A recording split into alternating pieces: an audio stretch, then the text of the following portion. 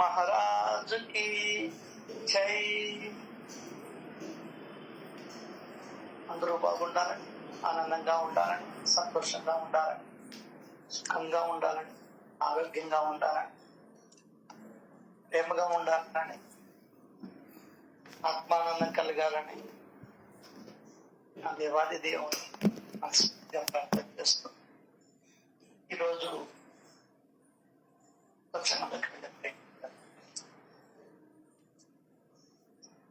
ఈ శరీరాన్ని సార్థకం చేసుకొని వారు భూమికి భారంగా నిరర్ధకంగా జన్మించినాడు అన్నారు.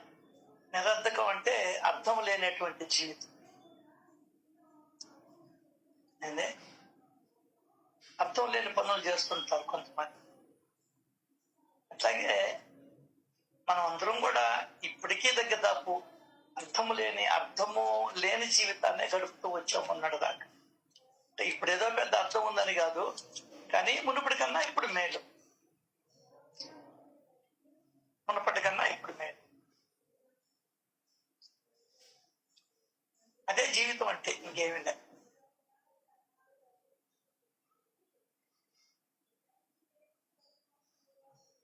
సార్థకం చేసుకోని వారికి శరీరములో పరమార్థాన్ని తెలుసుకున్న వారు అదృష్టవంతులు. అటువంటి వారికి పశువు కంటే అధికమైన సుఖం ఏం లభిస్తుంది? అయ్యా హాయిగా పడుకొని నెమరు వేసుకుంటూ ఉంటాయి. వీటికి ఆ నెమరు వేసుకునే దానికి తినేదానికి టైం ఉండదు. గబగబ తినేసి మింగేసి వెళ్ళిపోతుంది.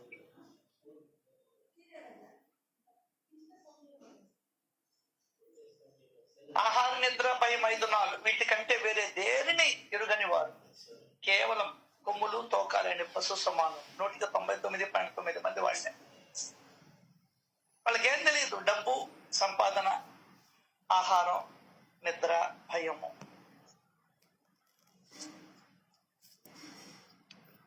కోరికలతో ముడిపెట్టుకోవడం. Nothing else. మనం కూడా అట్టే బతికాం నిన్నటి దాకా. ఏం తెలుసు చెప్పండి? గృహిణులకు అందరూ, ఆడవాళ్ళైనా మగవాళ్ళైనా సంపాదించడం, ఉద్యోగము, వ్యాపారము, కూలి పను, ఇంకోటో సంపాదించడం, ఇల్లు వండుకోవడం, మధ్యాహ్నం తినడం, ఒకరోజు పడుకోవడం, మళ్ళీ తాళాలు ఎత్తుకొని బయలుదేరడం, మళ్ళీ మీరు ఇల్లు సర్దుకోవడం, అంట్లు గడుక్కోవడం, ఏదన్నా ఖాళీ చిక్కితే ఒకరు కునుకు తీయడం, మళ్ళీ 4 గంటలకి పిల్లకాయలు రాగానే వాళ్ళకి ఏదన్నా స్నాక్స్, చాకోసో గీకోసో మ్యాగీ అవి చేసి పెట్టడం, రాత్రికి పూరియా చపాతీయా ఇంకోట దానికి కావాల్సిన పిండి తడి పెట్టుకోవడం, ఆయన రాగానే వేడివేడిగా తినడం, ఇంకేముంది తిన్న తర్వాత ఒకసేపు టీవీ ఫోన్ చూసుకోవడం, ఇద్దరం పోయి పడుకో. అంతేకాని వేరే ఏమన్నా ఉండింటే జీవితం లేదు. అసలు ఆలోచనే లేదు. ఆడవాళ్ళకి లేదు, మగవాళ్ళకి లేదు. మగవాళ్ళకి అసలు రాదు. వాడు ఆ పనిలో పడిపోతాడు. వాడి బాధ, కుటుంబ బాధ్యతలను మోయడం అంటే చిన్న విషయం కాదు.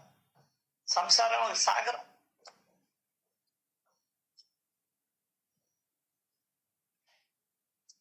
ఈ 64 ఏళ్లలో, ఈ 60 ఏళ్లలో, 70 ఏళ్లలో నువ్వు లేదు, 40 ఏళ్లలో, 35 ఏళ్లలో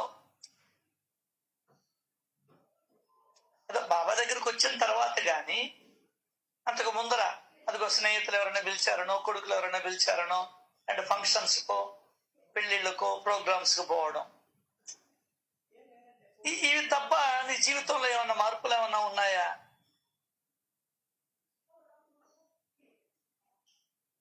అది. సో 199.9 మందికి ఇదే ప్రశ్న. పోనీ నువ్వు సంపాదించిన డబ్బుతో నీకన్నా ఎంజాయ్మెంట్ ఉందా? అటా పార్కుకు పోవడం కానీ, షికారు పోవడం కానీ, లేదా ఏదైనా చిన్న టూర్ వేసుకొని పోవడం కానీ, లేదా పాపికొండలో ఇట్లాంటి పోవడం కానీ, లేదా తిరుమల పోయి 4 రోజులు ఉండడం కానీ,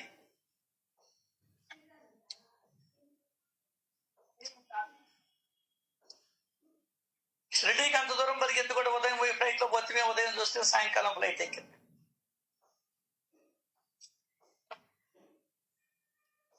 అసలు వేరే జీవితం లేదు మనిషికి.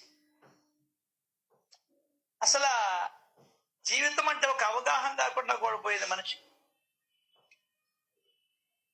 లాస్ట్ లో తెలుసుకొని కాబట్టి వాళ్ళు దీంతో ఆనందం లేదని చెప్పిన మొత్తం డబ్బు ట్రస్ట్కి ఇచ్చేసారు.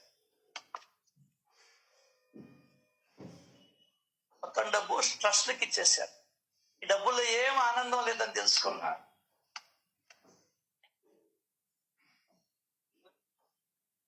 అందరూ నన్ను ఒక చార్ట్ చేస్తున్నారు. ప్రపంచ ధనవంతుల్లో ఎవరు ఎక్కువ దాన ధర్మాలు చేశారంటే మొత్తం ఫారినర్స్ ఉన్నారు, మనోళ్ళు లేరు అసలు, ఒక్క టాటా వాళ్ళు తప్ప. మళ్ళీ ధర్మం పుట్టిందంటారు, భగవద్గీత పుట్టిందంటారు. ఏం పుట్టితే ఏం లేకపోతే దానికనే ఆయన అన్నాడు మా తాత. మైసూరు మహారాజ్ కనిపిస్తే మనకేం వస్తుందయా, మనం చేసుకునేదే మనకు వస్తుందయా, ఒక్క మాట చాలదా?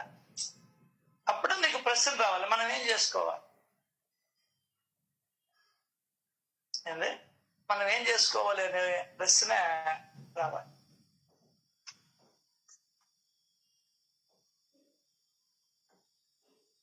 పొద్దున్న లేసి ఎంతసేపు నువ్వు భగవన్నామని చెప్పుకున్నావు, భగవంతుని లోపల దాచుకున్నావు, ఎంతసేపు ఒంటి మీద గుడ్డలు ఉన్నాయి, లేని సెకండ్ లేదుగా. చెప్పు, గొలుసు ఏమన్నా తీసేసావా? లేదుగా. గాజు ఏమన్నా తీసేసావా? లేదుగా. మరి భగవంతుని తీసేసే బ్రతుకుతున్నాను కదా.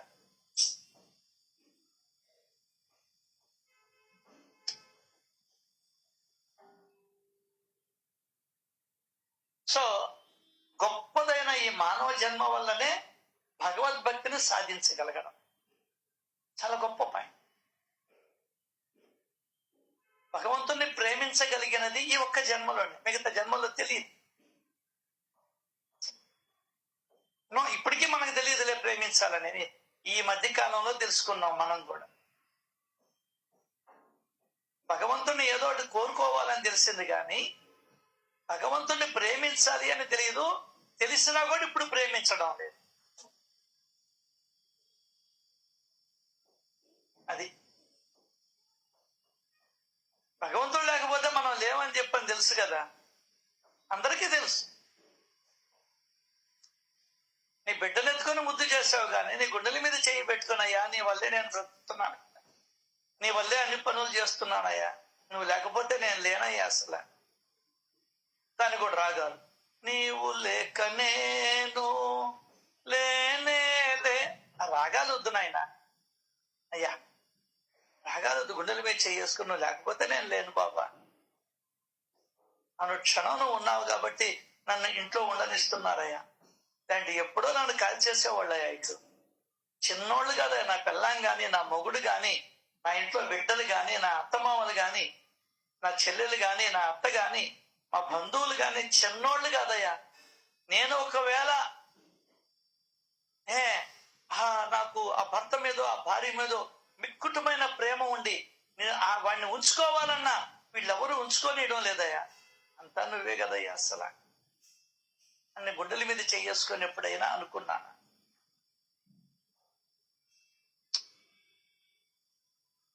ఇప్పటికీ అర్థమైపోతున్నా భగవంతుడు ఎవరు అనేది.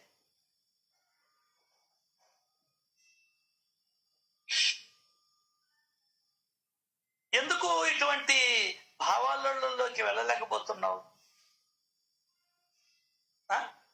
మననం లేదు కాబట్టి, అర్థం చేసుకోవడం తక్కువ కాబట్టి. మళ్ళీ పాడుతున్నావు, అనుకుంటున్నావు సాయి సాయి సాయి అని. దానికినైనా నీ హృదయంలో ఉన్న సాయిని స్మరించమన్నాడు. నువ్వు లేకపోతే ఈ జీవుడు లేడయ్యా. నువ్వు లేకపోతే అసలు నామం కూడా ఎక్కడి నుంచి వస్తుందయ్యా? మనసైనా ఎట్లా స్మరణ చేస్తాదయ్యా? నువ్వు ఉండబట్టి కదా. అన్నిటికీ మూలాధారం నువ్వే కదయ్యా. నిద్ర లేచినప్పటి నుండి నిద్రపోయేదాకా ఈ 64 ఏళ్ళు, ఈ 64 ఇంటూ 365 రోజులు, 365 రోజులు ఇంటూ 24 గంటలు నువ్వే తోడు, నువ్వే నాకు దిక్కైనావు కదయ్యా.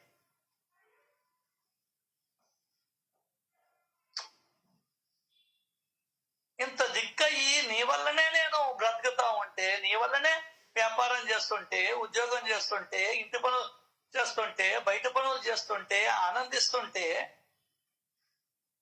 నీ కోసం 1 గంట సేపు కూడా కూర్చోలేకపోతున్నాను అంటే ఏందయ్యా మా జీవితాలు? దానికనే అటువంటి వాళ్ళని కొమ్ములు తోకాలేని పశు సమానులు అని.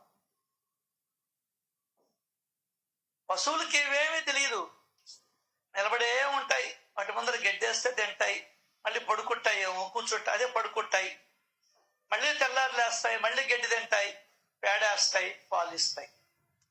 అది పాలన్నా ఇస్తుంది. ఎద్దైతే గాడి కడతారు, టైరు బండికో లేకుంటే ఇంకొక దాన్ని. ఒకరికి ఉపయోగపడుతుంది అది.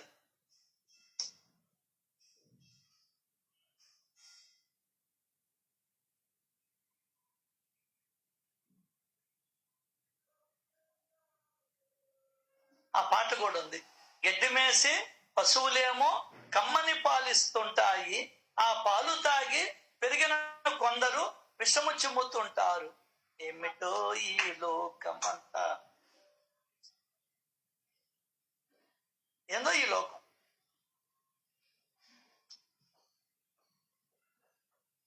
అదే మన సహజ స్వభావమైనటువంటి ప్రేమని మనం మర్చిపోయాం. ఏంది మన సహజ స్వభావమైనటువంటి ప్రేమ? అది తెచ్చిపెట్టుకునేది కాదు, అదే నువ్వు. దానికనే ఇవన్నీ కూడా భగవంతుని ప్రేమించడం కింద లెక్కకు వస్తాయి. నువ్వు అష్టోత్తరాలు ఆ సంస్కృతంలో అర్థం కాని శ్లోకాలు చదివే బదులు ఈ విధంగా తెలుగులో ఆయనకి మొరబెట్టుకో. ఏంది బాబా నా దీనస్థితి, ఏదో నీ ఇష్టమైన దేవుడి పేరు పెట్టుకో.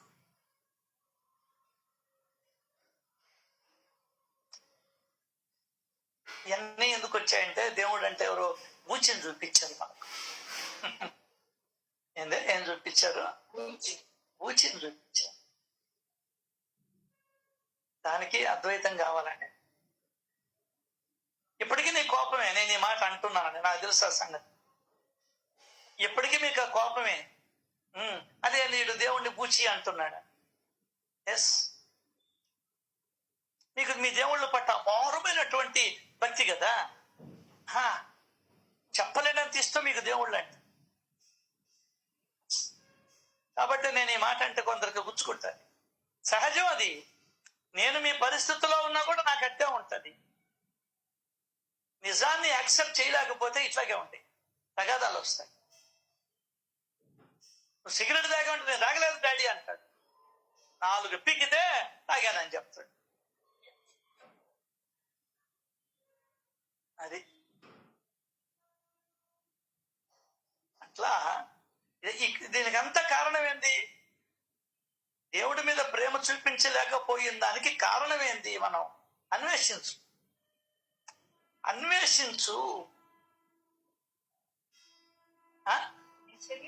ఎప్పుడైనా మనం ఎవరైనా ప్రేమించాలి అంటే వాళ్ళు మనకు మేలు చేస్తుండాలి. అదే కొండ గుర్తు. భగవంతుడు చేసే మేలు ఈ ప్రపంచంలో ఎవడు చేయదు. ఉల్లి చేసే మేలు తల్లి కూడా చేయదంటులా. ఈ తల్లులు కదా, ప్రపంచంలో ఉండే తల్లులు, తండ్రులు, మిగతా వాళ్ళు అందరూ చేయలేనటువంటి పనిని ఆయన భగవంతుడు మనకు నెరవేరుస్తూ ఉన్నాడు. ప్రతిరోజు, ప్రతి సెకండు, ప్రతి గంట, ప్రతి అరగంట.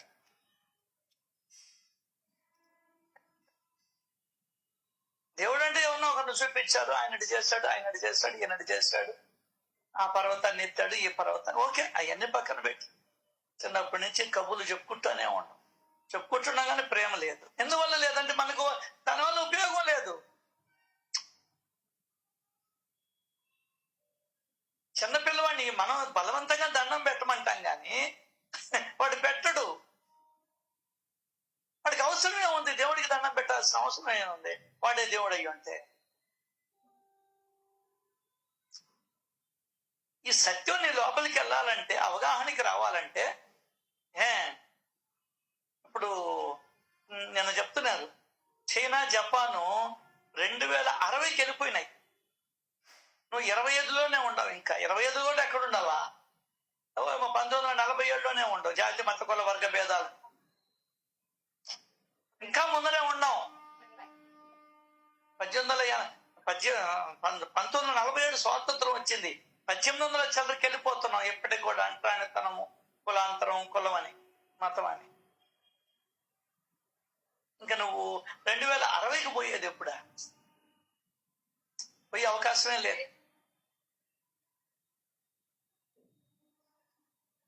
ఎన్ని పడలేదు మనకు. తిన్నామా, పడుకున్నామా, లేచామా, తెల్లారి. కనీసం ఆలోచించే ఇదన్నా కావాలా? ఏంది జీవితంలో? చిన్నప్పుడు ఎంత హాయిగా గడిపావు, ఇంట్లో ఆనందంగా తొక్కుడు బిళ్ళ ఆట ఆడుకున్నావు, నీ స్నేహితులతో అరమర్రకలు లేకుండా వాళ్ళకి వెళ్ళావు. ఇప్పుడు ఏది? నీకు స్నేహితులు ఉన్నారు, సంవత్సరానికి ఒకసారైనా కలుస్తున్నావా? లేదు. అసలు మాట్లాడుతున్నావా? నీ సొంత వాళ్ళకి ఎన్నిసార్లు పోతున్నావు? నువ్వు ఎక్కిన చింత చెట్లేయి, ఒంగుళ్ళు దూకులు ఆటలేయి, తొక్కుడు బిళ్ళలేయి, అచ్చంగాయలేయి, ఎటపోయినాయి?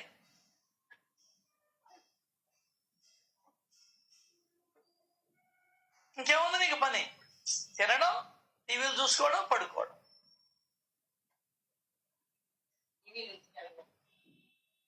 టీవీలు చెడగొట్టలా. టీవీలు ఏం నోరు లేని, నోరు వాయిలేని అయ్యేది చెడగొట్టేది మనం. ఎవ్వరు ఎవరిని చెడగొట్టరు. నాకు నేను చెడిపోవాలని అనుకుంటే తప్ప. నిర్ణయం తీసుకో. నిన్న చూడలా ఏది, కార్తీకది ఈ రోజు పెట్టుకొని, నిన్నటిది ఈ రోజు కూడా చూసా. టీవీ ఏమని అడిగింది, రమేశ్వరరా నీకోసం ఎదురు చూస్తూ ఉన్నా, నీ మెడలో వరమాలు వేస్తాను రా అని అడిగింది. అర్థమైందా? అది నీ చేతుల్లో.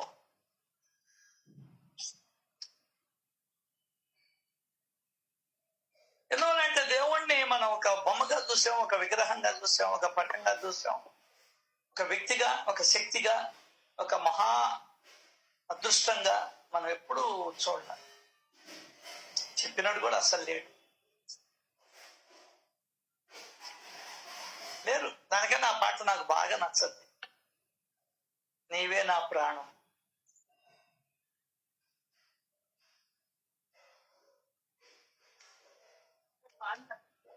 ఎంత వెనకబడిపోయాం సార్ మన దేవుడి గురించి.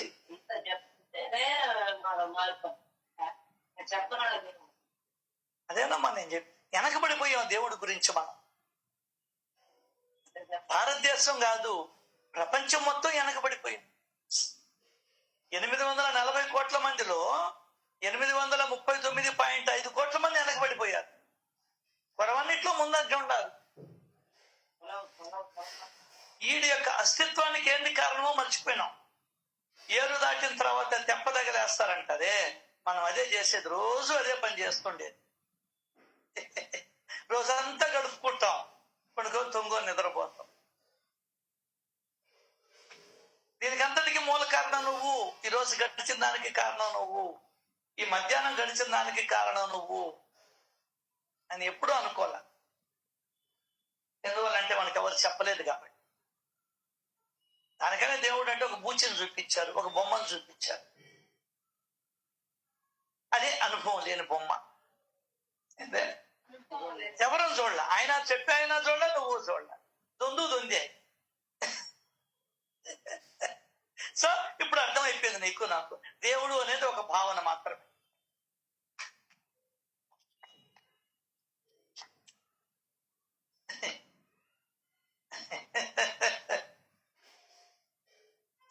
అద్వైతంలోకి వస్తే ఆ మజానే వేరు సార్, ఆనందమే వేరు. నీలో కొన్ని జన్మల నుంచి ముద్రలు పడిపోయినాయి. ఆ ముద్రలు పోవు. ఆ ముద్రలను తుడిపేసేదానికి నానా రకాల ఉపాయాలను పనేవాడు. అవి పోతే కదా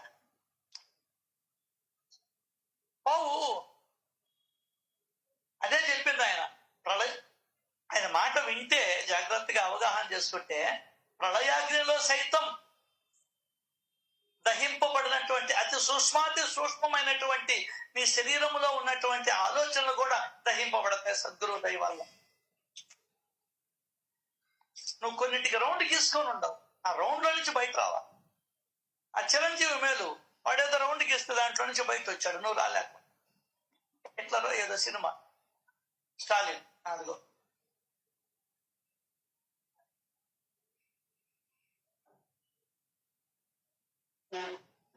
నువ్వు రావు కూడా. ఎందువల్ల అంటే నీకు భయం ఎక్కువ. ఏందే భయం ఎక్కువ మనిషి. దేవుడు అంటే ప్రేమ ఉండాల్సింది పోయి భయం అయిపోయింది అందరికీ. నాకు కూడా ఏం చేస్తాడు, ఏమైపోతాము. భయం ఉన్న కాడ ప్రేమ ఉంటే దానికి అవకాశం లేదు. మీ నాయనంటే భయం, ప్రేమ ఉండదు, భయం ఉంటుంది. అదే మీ అమ్మంటే భయం లేదు, ప్రేమ ఉంటుంది. అర్థం కాదా? నిజంగా భార్యలు కూడా భర్తల కంటే భయం లేదు, ప్రేమ ఉండదు, భయం ఎక్కువ ఉంటుంది.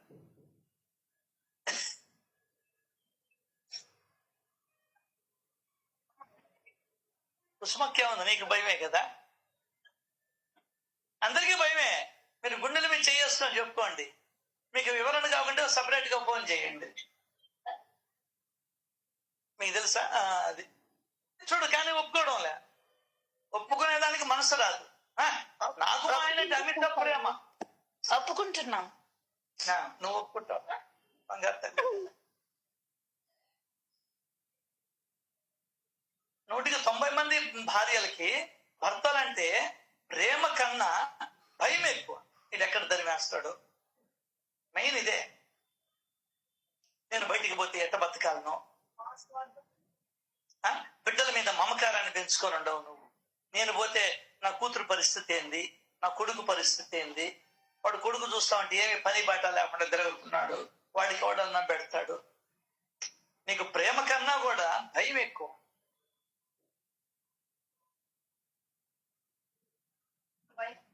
భయం ఉన్న కాడ ప్రేమ ఉండదు. అబ్బా ప్రశ్నే లేదు. భయం ఉన్న కాడ ప్రేమ ఉండే, ఏదో ఒకటే ఉండాలి, ఒక్కటే ఉండాలి. కానీ నువ్వు దాన్ని ప్రేమ అనుకుంటావు, అది తమాషా. ఎస్. ఏ విధంగా అయితే ఆ సినిమాలో తలకాయని వాడు పులి తలకాయ పెట్టుకొని పులి అనుకున్నాడు. వాడు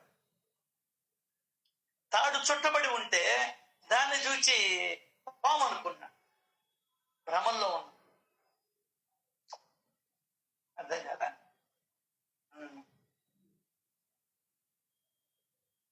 ఇది వాస్తవం. ఇప్పుడు నీ దగ్గర 1 లక్ష ఉంది. నీ భర్త అడుగుతాడు, ఒక 10,000 ఇవ్వు అంటాడు. ఉద్యోగం చేస్తుంటావు కూడా, 10,000 ఇవ్వకుండా ఉండగలవా? ఇవ్వాలి. అదే నేను చెప్పేది. ఒక వీడియో పెట్టాను, చూసారో లేదు? కట్నం గురించి, దాని గురించి. మనం అవి చూడం, మనం అన్నీ చూస్తాం. అర్థం కదా? ఎప్పుడు ఇంక ముందరికి పోయేది? నిన్న జరిగిన విషయం. సంబంధం కుదుర్చుకున్నారు. 500 సవర్లు ఇస్తామన్నారు. 250 సవర్లు ఇచ్చారు. ఇంకా 250 సవర్లు లేటుగా ఇస్తామన్నారు. 500 సవర్లు ఇస్తారంటే వాళ్ళు ఎంత కోటీశ్వరులు? లేట్ అయింది. నువ్వు డబ్బులు తెచ్చిందాక ఇంట్లో పని మనుషుల్లాగా చూశారు. కింద కూర్చోకూడదు, సోఫాల్లో కూర్చోకూడదు, మంచం మీద పడుకోకూడదు, కారులో ఎక్కి పోకూడదు. జరిగిన విషయాన్ని మీతో చెప్తున్నా. ఇప్పుడు కూడా ముగ్గురు కొట్టేవాళ్ళు అమ్మాయి ఆ డబ్బు తేలేదని. కేవలం 2 నెలలైంది పెళ్ళయి ఉరేసుకొని చని. వాళ్ళ దగ్గరికి పోతే, నా అమ్మ నాయన దగ్గరికి పోతే మా పొరుగు పోద్దని చెప్పాను.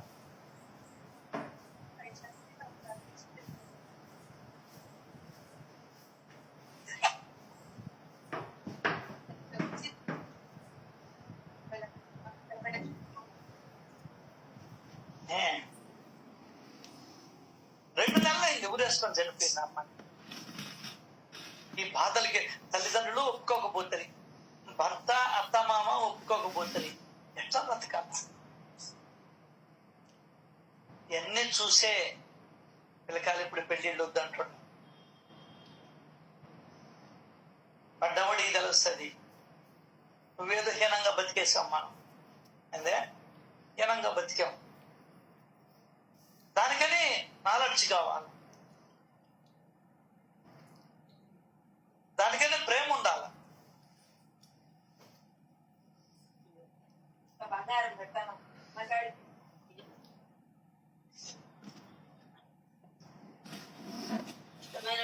చెప్తేనే ఆలోచన లేని పని. మాట చెప్పేస్తారు, తర్వాత అల్లాడిపోతాం. అర్థమైతే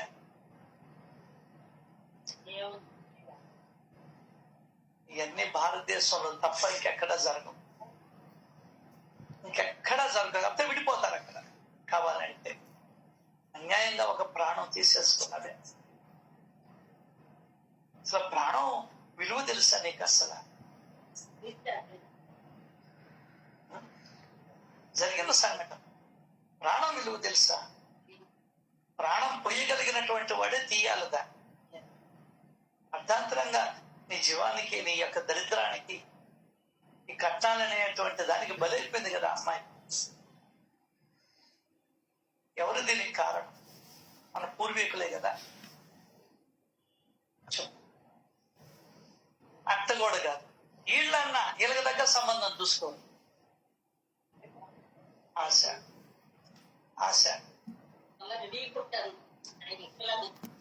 ఎందుకెవరు? ఈ దేశంలో ఉండే వాళ్ళు ఎంత అజ్ఞానంలో బతుకుతున్నాం. ఇంకా ఏ దేశంలో లేదు ఈ విధంగా. 2 నెలలకి చనిపోవడమా?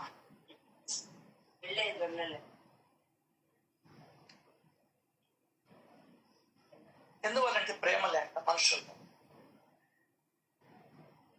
దానికనే బాబా కొట్టుకున్నాడు సత్పురుషులందరూ కూడా. ఆ ప్రేమ ప్రేమ ప్రేమ ప్రేమ ప్రేమ. అసలు దైవము అంటేనే ప్రేమ అని చెప్పాలి. నువ్వు దైవం అంటే పూజని చూపించావు. అమ్మ పడవ వేసేయాలంతే. ఇప్పటికి కూడా చెప్తున్నా, దైవము అంటే పూజని చూపిస్తున్నావు, నువ్వు ప్రేమను చూపించావు. ఇంకేది మనం బాగుపడే. ఇవన్నీ ఆలోచించేవాడికి, ఏమి లేనివాడికి హాయిగా తుంగో నిద్రపోతాడు, సత్సంగానికి ఎగనమ్ముతాడు. సరే, నీకు బుర్రించింది ఎందుకు? మట్టి పెట్టుకొని బొమ్మనే, మట్టి కొట్టుకొని బొమ్మనే. సరే ఒకప్పుడైతే సరే, ఇప్పుడు కనీసం జ్ఞానవంతులంగా చనిపోదాం. నా కోరిక అదే. కనీసం జ్ఞానవంతులుగా చనిపోతాం, పిరికి వాళ్ళగా కాదు. ఇవన్నీ లేకుండా నీకు దేవుడు అంటే తెలుస్తుంది. దేవుడు అంటే నీకు విషయమే తెలియపోయి. ఆయన గుట్టుకుంటా ఉండ, నీ హృదయంలో ఉండేవాడిని నేను ఏం చేస్తున్నాడు? నా హృదయంలో బొమ్మలు ఆడుకుంటున్నాడా? ఖాళీగా కూర్చున్నాడా? నువ్వు కోడల్ని తెచ్చుకొని ఖాళీగా ఉంచుకున్నావా? ఏ జీవితంలో ఏ అత్తగారైనా, ఏ భర్త అయినా, మామగారైనా కోడల్ని ఇంటికి తెచ్చుకొని పూజా గదులు పెట్టి పూజించారా?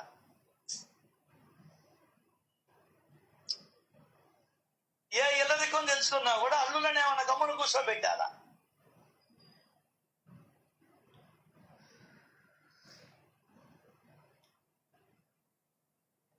ఎవరికి వాళ్ళం అర్థం చేసుకోవాలి. సత్యానికి దగ్గరగా వెళ్ళు, సత్యానికే దగ్గరగా వెళ్ళు, విషయాన్ని అవగాహన చేసుకో. ఎంత ఆలోచిస్తే అంత సత్యం పొందపడుతుంది, అంత ప్రేమ ఏర్పడుతుంది భగవంతుడి మీద, ఈ మనుషుల మీద చిత్రం పుడుతుంది.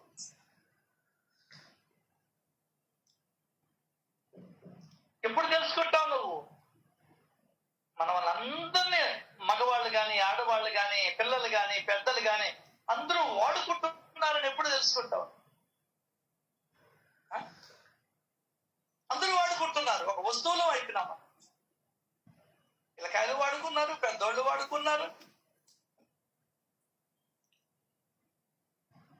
ఏమన్నా గ్లాసా, ఎంగిలి గ్లాసా తాగేసి ఇచ్చేసేదాన్ని.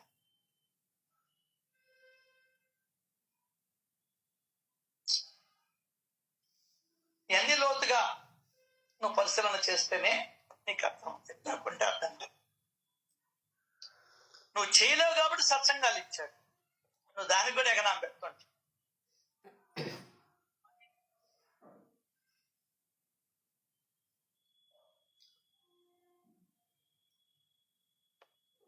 అసలు మనకు తెలుసా మనం బానిసలు అని?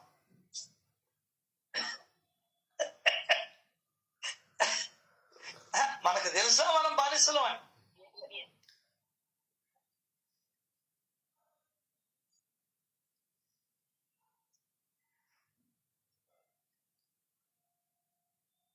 డెబ్బై 75 పెద్ద ఆయన 70 ఏళ్ళ ఆమె మీద పెత్తన జలాయిస్తున్నాడు ఇప్పటికి కూడా.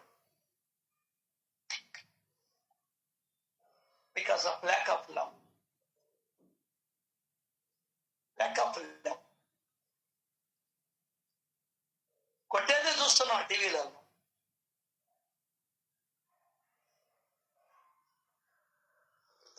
ఇవన్నీ కూడా దానివల్ల మానవుడు అని చెప్పుకునే దాన్ని కూడా సిగ్గుపడాల్సిన పరిస్థితి వచ్చేసింది. దేవుడి దగ్గరికి తర్వాత పోనీ. అసలు దైవం అంటే, పరమార్థం అంటే లౌకికంలో సక్రమంగా నడుచుకోవడమే పరమార్థం. దేవుడు అంటే ఆ చిన్న విషయం కూడా తెలియదు. లౌకికంలో అందరినీ ప్రేమించడమే, సక్రమంగా నడుచుకోవడమే పరమార్థం అంటే, అది కూడా తెలియదు. రుద్రంలో చెప్పుండేది అదే. ఆ రుద్రాన్ని విపరీతంగా ప్రచారం చేస్తుంటే దేవుడు ప్రచారం కావాలి, తెలుసు మనకు, కానీ నాటుకోబడలా, ప్రచారం లేదు కాబట్టి.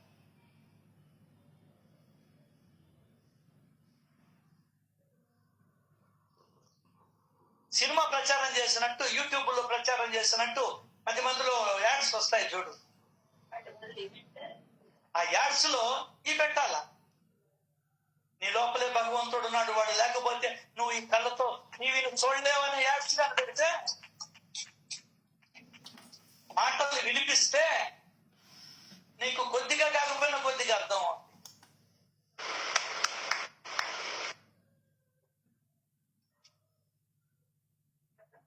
నితలేశం శుక్లాంబరధరం విష్ణుం శశివర్ణం చతుర్భుజం ప్రసన్నవదనం ధ్యాయే సర్వ విఘ్నోపశాంతయే. వీటితో సరిపోతాం.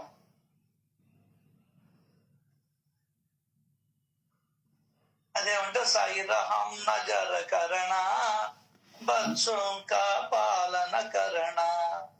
ఏందో అర్థం నాకు తెలియదు ఇప్పటికీ కూడా. అందరూ తలలు ఊపుతూ మైమరుపుల్లో పాడుకుంటారు. అబ్బా, వాడికి అర్థం తెలుసు కాబట్టి మైమరుపులో ఉంటాడు. నీకు నాకేం తెలుసాక? ఏం సార్ ఇట్ అయిపోయినాం మన సుబ్బారావు గారు. ఎంత అర్థం లేకుండా ఆ జీవితాన్ని గడిపేశాను సార్. 64 ఏళ్ళు నా జీవితంలో వృధా అయిపోయినాయే. దానికనే ఈ మిగిలిన 4-5 ఏళ్ళే అంతే. మనిషికి 70 ఏళ్ళు చెప్పాడు. అసలు 60కే పోవాలా? ఎందుకు దేవుడు ఉంచాడు? అర్థం కాల. గవర్నమెంట్ 5-6 ఏళ్లలో అన్ని తెలుసుకోవాలా, భయాలు పోవాలా, ఎప్పటితనం రావాలా. అర్థమైందా? మనం మన సమయాన్ని సద్వినియోగం చేసుకోవాలా, ధనాన్ని సద్వినియోగం చేసుకోవాలా, వాక్కుని సద్వినియోగం చేసుకోవాలా,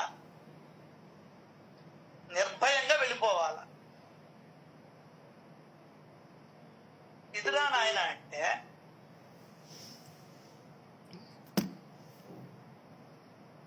ఇంకా ఏందేదో చేసుకుంటాం.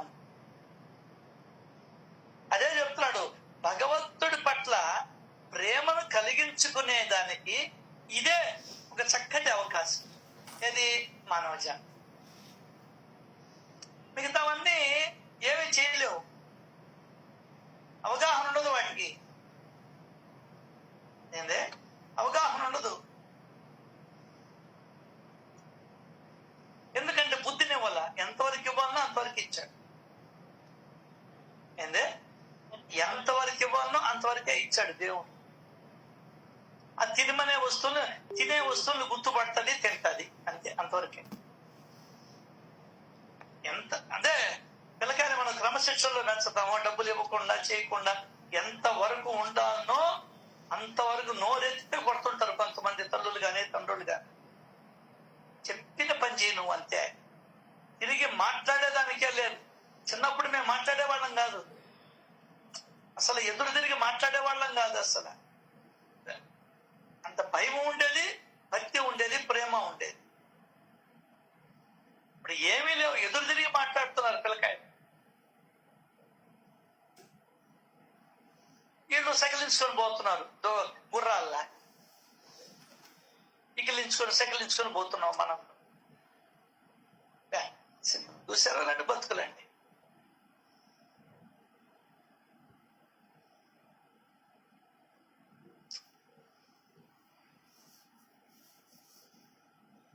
సో భగవద్భక్తిని సంపాదించుకునేదానికి ఇదొక చక్కటి అవకాశం. మళ్ళీ మీ ఎంతో పంచుకుంటున్నా, ఎదురు తిరగమని కాదు నేను చెప్పేది, ప్రేమతో సాధించుకోవచ్చు ఏదైనా. సామ వేద దాన దండో, లాస్ట్ లో దండోపాయం. చూసింది పోవై సరళ, ఓర్చుకున్నది ఎత్తుకున్నది. అర్థం కాల? ఆడ మనిషి తిరగబడిందా ఏమిలే, తొక్కవతల పడి నౌకద్ది. ఎమర్జెన్సీలో ఏం చేసింది, పెద్ద వాళ్ళు తొక్కవతల పడి నౌకద్ది ఇందిరాగాంధీ. 50 సంవత్సరాలు అయింది మొన్నటి. లెక్కలే దోచయి. అది పవర్.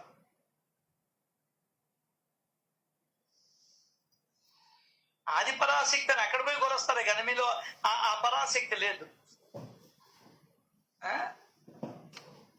అధైర్య లక్ష్మిని పట్టుకొని ఉన్నాము.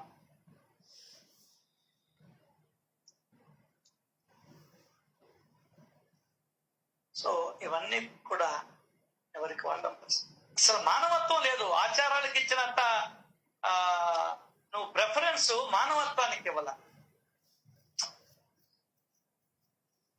నా బిడ్డను నేను ఇవ్వను, నేను పెంచుకుంటాను, నిప్పుల్లో దొయ్యను అని ఒక్క తల్లి తండ్రి కూడా మాట్లాడారు. ఏడుస్తూ కూర్చున్నారు దద్దమ్మల్లాగా, అంటే పిరికి వాళ్ళు లాగా. వాడు ఉన్నవంటే సచ్చినావంటే. భర్త చనిపోతే ఈమెని బలవంతంగా వేసేసేవాళ్ళు నిప్పుల్లో.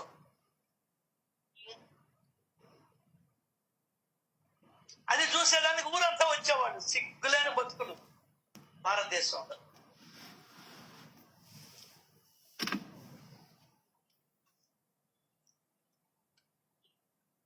అర్థమైందా?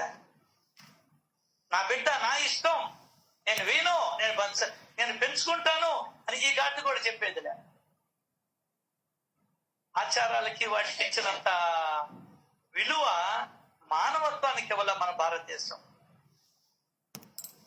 అర్థమైందా? ఇది ఎప్పుడు గుర్తిస్తావు నువ్వు?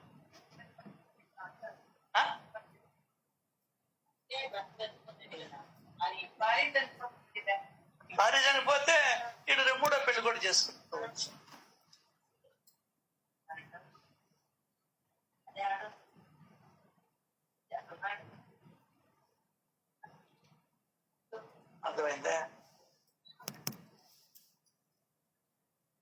ఎదురు తిరిగేతను.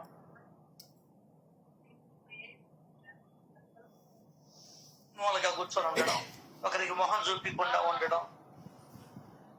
రేపు ఇదే పని చేస్తారు మీరు కూడా.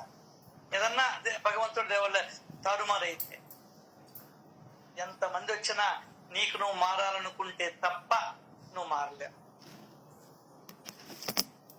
అదిగో పైన భార్య చనిపోయింది, నేను వచ్చిన పక్క రోజు సరే మేము అక్కడ సచ్చాం అనుకో, ఇక్కడ చనిపోయింది భార్య, లిఫ్ట్ లో తిరుగుతున్నాడు పడుతున్నాడు, మొహం చూస్తే మొహం చూడకూడదా? చూస్తానే వాళ్ళం మనం. ఇంకేంటి దేశం బాగుపడేది చెప్పు? రాసిస్తా కాగితం ఇంకొక ఆమె అది.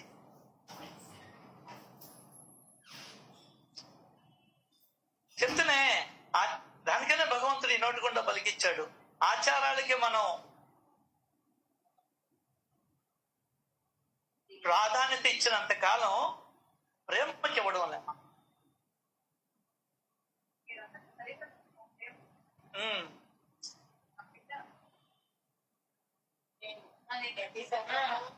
అదే కాబట్టి మన ఒక చూసింది నేరుగా మహిళా పోలీస్ స్టేషన్ రిపోర్ట్ ఇచ్చేసింది. వీడిని తీసుకోపోయి కొంగ నూసినారు. అర్థం కదా? ఇంకొక 1000 రూపాయల చేతిలో పెట్టాం అనుకో, ఎక్కడెక్కడ ఇంచి పంపిస్తారు. అప్పటి నుంచి సక్రమంగా ఉన్నాడు ఇంట్లో.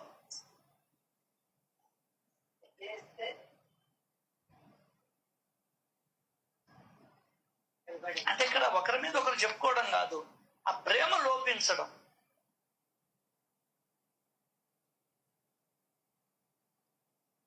మనుషుల్ని మనుషులుగా చూడలేకపోవడం. అది. సో ఈ మానవ జన్మ వల్లనే భగవద్భక్తిని సాధించగలగడం. ఇక్కడ ఒక పదం వేశాడు, చాలా అర్థం కాని పదం ఇది మనకు. భగవంతుడు భక్తి అంటే ఏంది? ఎక్కడున్నాడని భగవంతుడు ఆయన్ని ప్రేమిస్తావు నువ్వు? అందరినీ సమానంగా చూసుకుంటే భగవంతుడు కనిపిస్తుండ. అయ్యా ఏ మహాత్ముడు చెప్పాడు? ఎవరు చెప్పారు ఈ మాట నీకు అసలు?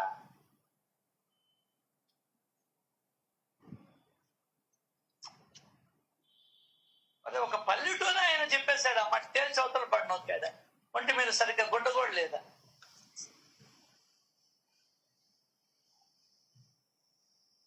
ఆయన దగ్గరికి పోదామంటే మనకి తిరిగి లేదు, 2 రోజులు ఉంటాం అంటే.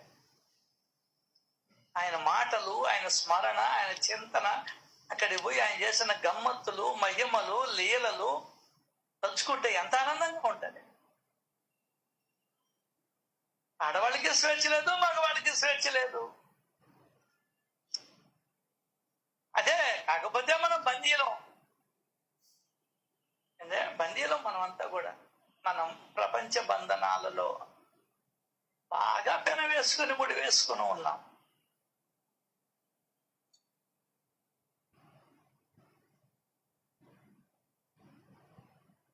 అదే కదా చెప్పింది, క్షణభంగురమైనటువంటి మానవ శరీరంలో పుణ్యాన్ని సంపాదించి పెట్టే శ్లోకాలు సత్పురుషుల యొక్క సత్కథా వార్తలు వినే సమయమే సార్థకం.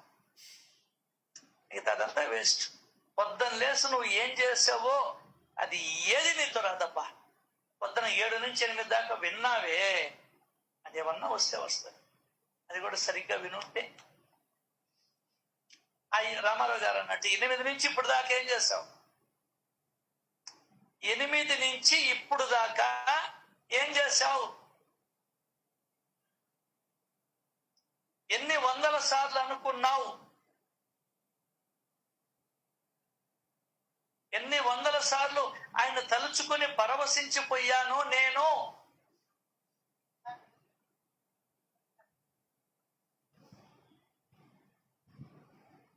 అదే ఎందువల్లంటే లక్ష్యం. ఎందువల్లంటే దేవుడు అంటే నీకు ఇంకా ఎక్కల, మనకు సరిగ్గా లోపలికి సరిగ్గా ఎక్కల. ఇక్కడ మొగుడంటే భయం ఉంది, పెళ్ళాం అంటే భయం ఉంది, పిల్లకాయలంటే భయం ఉంది, పోలీసులు అంటే భయం ఉంది. దేవుడు అంటే లెక్కలేనితనం అయిపోయింది మనం. ఏందే ఏం చేస్తాడులే, స్కూల్కి పోకపోతే ఎవరు కొట్టాడనో అండ్ ఆబ్సెంట్ చేస్తాడనో భయం. మళ్ళీ ఆబ్సెంట్ అయితే డబ్బులు కట్టగానే మళ్ళీ ప్రజెంట్ చేయడు బీటెక్ కాలేజీలో. ఇక్కడ ఏం చేస్తాడు ఆయన? అర్థం కాల. అదే తమాషగా చెప్పేది నేను. అధికారంగానే ఇస్తే 5 గంటల సేపు దేవుడి దగ్గర కూర్చుంటేనే నీకు బతికే అవకాశం, లేకుంటే ప్రాణాలు వదిలేస్తాం అన్నాడు అనుకో దేవుడు. ఆడ మగ పిల్ల పీచు భర్త భార్య, నువ్వు భార్యను లాగప్పుడు బయటికి, ఇప్పుడేమో నిన్ను పంపిదు ఇంట్లో నుంచి కదలలేదు.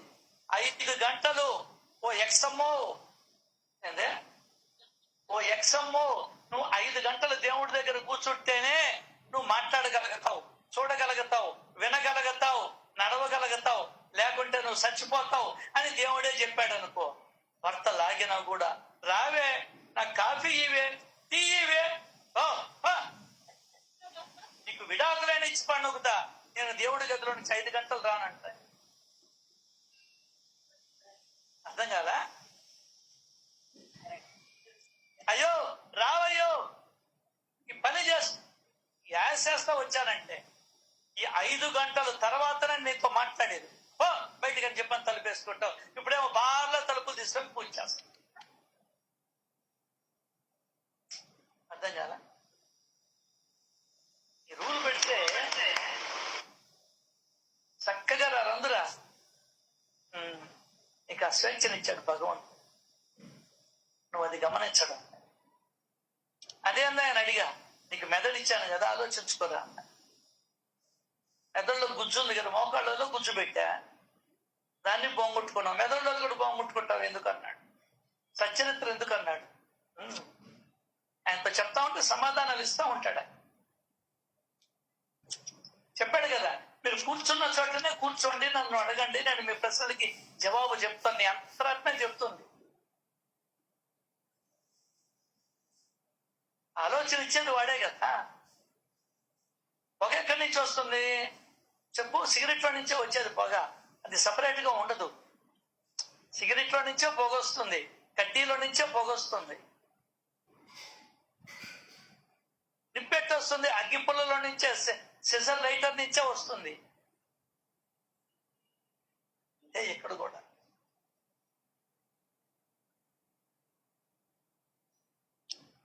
నీ లోపలుండే ప్రాణాలే భగవంతుడు అని నువ్వు పూర్తిగా నమ్మిన రోజు దాకా చక్రం తప్పదని లెక్క. అదే చెప్పాడు ఆయన. ఆకలి దప్పిక కూడా నేనే అయి నా సరి సమానులు మరి ఎవ్వరూ లేరు అని తలచేవారినే నేను ఎల్లప్పుడూ గుర్తించుతాను. వారి ఆధీనంలో ఉండి ప్రవర్తిస్తాను. ఆకలి దప్పిక ఎవరికి అవద్ది? మనకు అవుతుందా? ఎందుకు అవుతుంది మనకు ఆకలి దప్పికలు? వాడు ఉన్నాడు కాబట్టి. ఆ పదాలలో మెలికి చూడు. బాబా గొప్ప కాదు అక్కడ. ఆకలి దప్పిక కూడా నేనే అయ్యి ఆకలిని దప్పికని నీకు కలిగించేది ఎవరు? నీ లోపల ఉండేవాడు. వాడి పేరు ఏ పేరైనా పెట్టుకో, అసలు పేరు లేదు వాడికి, నువ్వు పెట్టుకున్నావు దేనికి అనువుగా పిలుచుకునేదాన్ని. ఆత్మ కన్నా సరి సమానులు ఎవరూ లేరు అని తలచేవారినే నేను ఎల్లప్పుడూ గుర్తుంచుకుంటాను, వారి ఆధీనంలో ఉండి ప్రవర్తిస్తాను. సో ఆయన ఆత్మ అని ప్రూవ్ చేసుకున్నాడు. మనకు అర్థం కాదని, మనం మర్చిపోతుంటామని, ఎరుకులో ఉండవని, వేరే వేరే యావిగేషన్స్ లో మనకి ఎక్కువ సమయం గడిచిపోతుందని ఐయామ్ ఆత్మ, ఐయామ్ ఎన్ ఆత్మ. ఓవర్ సిఐఏకి ఏం రావాలి, అది కూడా ఉందాం. గ్రామర్ ఏదో ఇంగ్లీష్ గ్రామర్ అప్పుడెప్పుడో నేర్చుకున్న చిన్నది.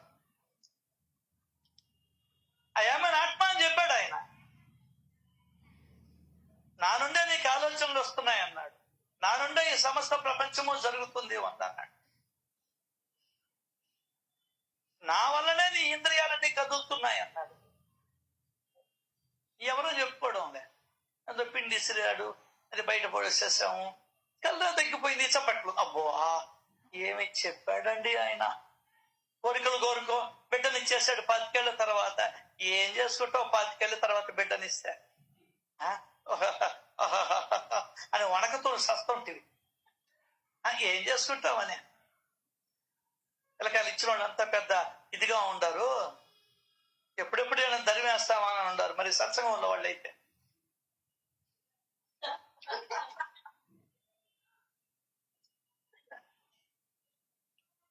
విన్నోళ్ళకి ఏ బాధలు వాళ్ళకి. సత్సంగం విన్నోళ్ళకి పట్టినోళ్ళకి ఏదైనా ఒకటే.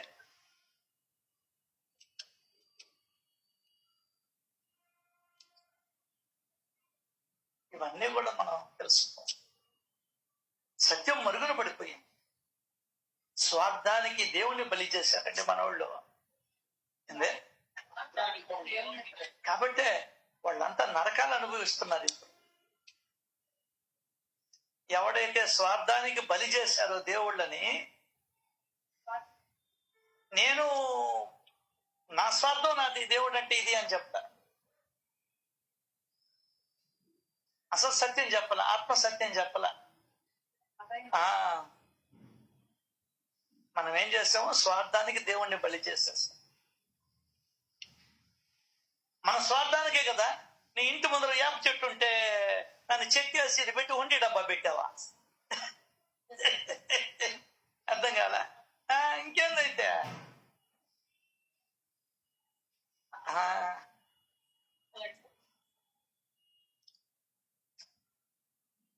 ఇంకక్కడ ఏం లేదు. నువ్వు అట్టుంచు, దాని తర్వాత బొమ్మ తగిలిస్తావు. అక్కడ ఫస్ట్ వేప చెట్టు చూస్తాం, దాని తర్వాత ఒక బొమ్మ తగిలిస్తావు. ఆ బొమ్మకి మళ్ళీ జడ కూడా వేస్తావు, బట్టలు కడతావు. అది ఎందుకంటే నువ్వు మనిషిగా ఉంటావు కాబట్టి నీకు అది ఇష్టం. ఓకే,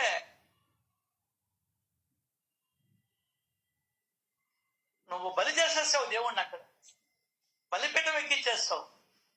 వేప చెట్టే భగవంతుడు అని బోర్డు పెట్టు అక్కడ. అది పెట్లా.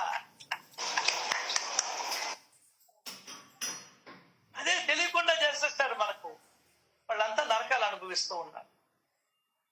అసలు వాళ్ళకు కూడా తెలుసో లేదు, వాళ్ళకు కూడా తెలియదు. చెప్పే వాళ్ళకు కూడా. ఎండుటాకుగా ఉన్న రుద్ర నీకు నమస్కారం, ఎండుటాకుల్లో ఉన్న రుద్ర నీకు నమస్కారం.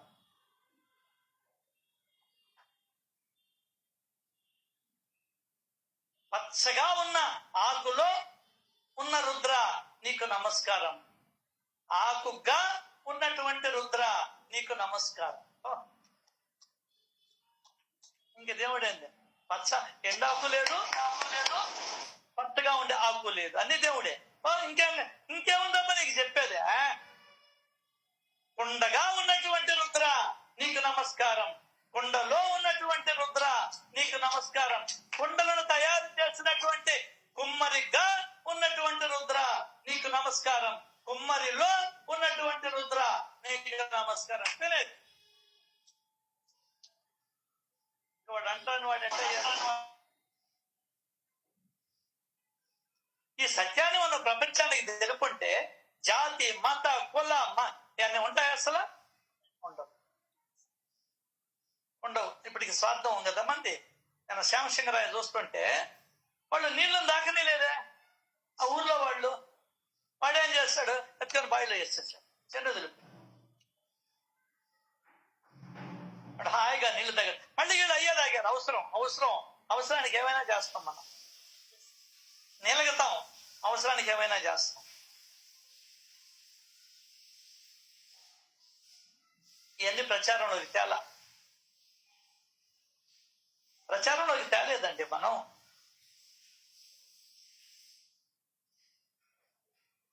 సర్పములో విషముగా ఉన్నటువంటి రుద్ర నీకు నమస్కారం, సర్పముగా ఉన్నటువంటి రుద్ర నీకు నమస్కారం, సర్పములను ఆడించేవాడిలో ఉన్నటువంటి రుద్ర నీకు నమస్కారం, సర్పములను ఆడించేవాడిగా ఉన్నటువంటి రుద్ర నీకు నమస్కారం.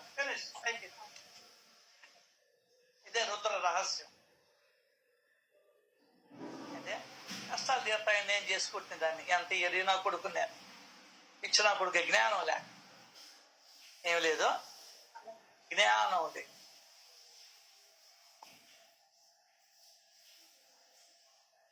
దానికనే భగవంతుడు అంటేనే జ్ఞానం. జ్ఞాన పూర్ణత్వమే భగవంతుడే.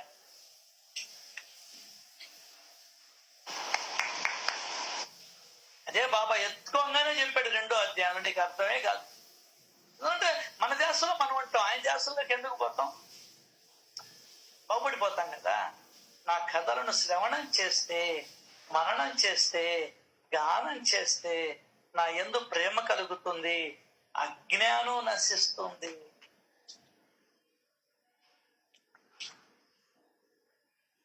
ఇంకేం చెప్పలే. అంత మేలు చేస్తున్నాం. మళ్ళీ గురువు పట్ల మనకి అసలు చిన్నప్పుడు చదువుకున్న గురువుల పట్ల కూడా ఎక్కడ ఇష్టం ఉందా, ప్రేమ ఉందా? అంటే ఇక్కడ కూడా ప్రేమ ఎందుకు జనిస్తుంది? ఇంత బోధ చేస్తున్నాడు కాబట్టి ప్రేమ జనించాల మనకు. మనం అది చూసుకోవడంలే. నాకు వెట్టు పుట్టించాడు కాబట్టి ఒక్కరోజే ప్రేమిస్తాం.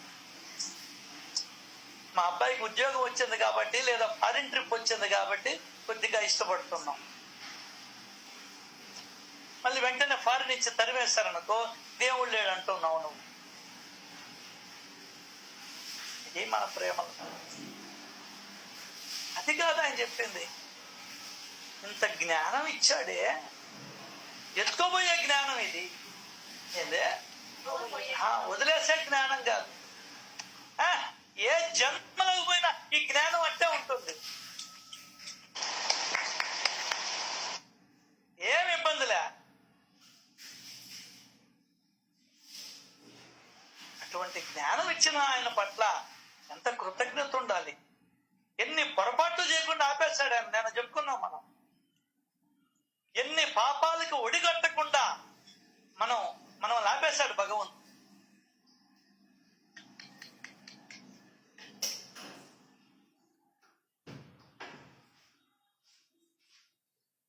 కాబట్టి ఇవన్నీ మనం పరిశీలన చేసుకుంటే మనకి అర్థమవుతాయి. అదే అంటున్నాడు ఆయన లాస్ట్ లో, ఈ మానవ జన్మ వల్ల నీకేమొస్తుంది? భగవద్భక్తిని సంపాదించుకోవడం. ఇదే మానవ జన్మ యొక్క లక్ష్యం.